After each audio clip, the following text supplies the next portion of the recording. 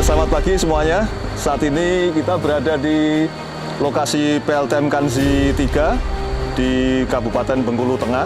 Seperti yang bisa kita lihat di papan nama ini, kapasitas PLTM Kanzi 3 ini 5 MW atau konfigurasi turbinnya 2 kali 2,5 mega. Ini direncanakan akan menghasilkan energi sebesar 30 GWh per tahun. Saat ini kita berada di lokasi bendung, tempat pengambilan.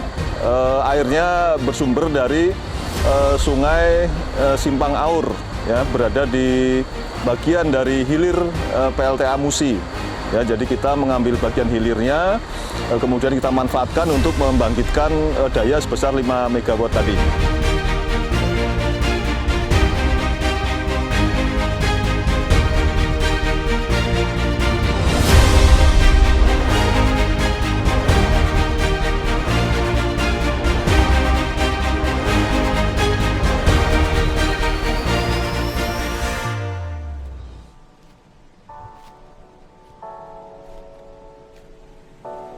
Itu untuk sebuah pembangkit listrik tenaga air berfungsi untuk menguji kesiapan sistem sebelum sinkron ke jaringan PLN. Nah, kesiapan apa saja yang akan diuji? Itu satu, semua komponen bangunan sipil, mulai dari bendung, saluran pembawa, headpond atau kolam penenang, sampai ke pipa pesat atau penstock. Nah, itu sipil. Untuk mechanical-nya atau hidromechanical itu nanti ada pengujian pintu, ya, buka tutup pintu, lama waktu buka tutup dalam kondisi normal, dalam kondisi emergency, itu untuk hidromechanical-nya. Kalau untuk electrical-nya ini bisa dilihat di sini, ya, ada generator, ada panel dan sebagainya. Apakah mereka sudah terkoneksi sinyalnya, ya kan, sudah bisa saling berkomunikasi antar semua komponen hidromechanical dan electrical-nya, itu nanti akan diuji pada saat water test. Itu. Selain itu, kesiapan sistem operasi dan pemeliharaan. Jadi ada tim operator yang dia akan menjalankan pembangkit ini.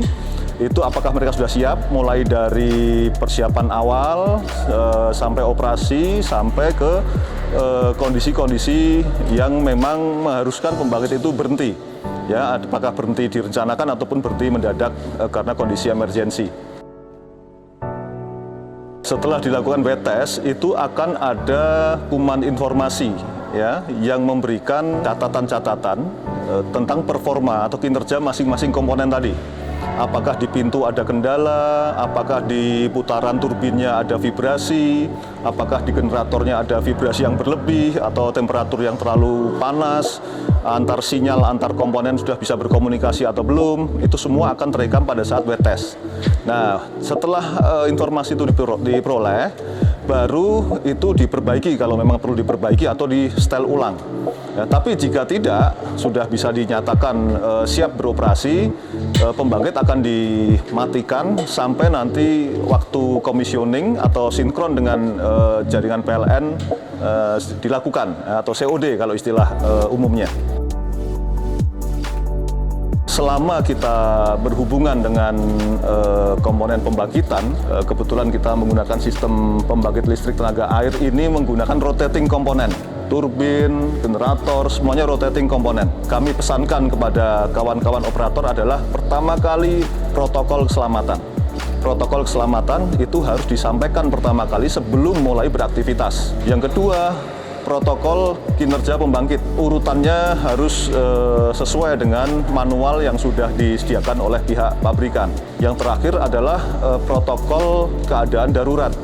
Yang sebabnya bisa dari berbagai macam hal, dari faktor alam, misalnya terjadi aliran debit yang berlebih, intensitas hujan yang sangat tinggi, terus kalau dari jaringan mungkin ada kendala jaringan dari sistem dari PLN yang istilahnya trip, ya, itu semua akan berpengaruh pada kehandalan dari pembangkit itu semua ada protokolnya. Jadi bukan bagaimana mengoperasikan pembangkit secara normal, Kalau secara normal, saya rasa juga tidak ada isu yang penting ya.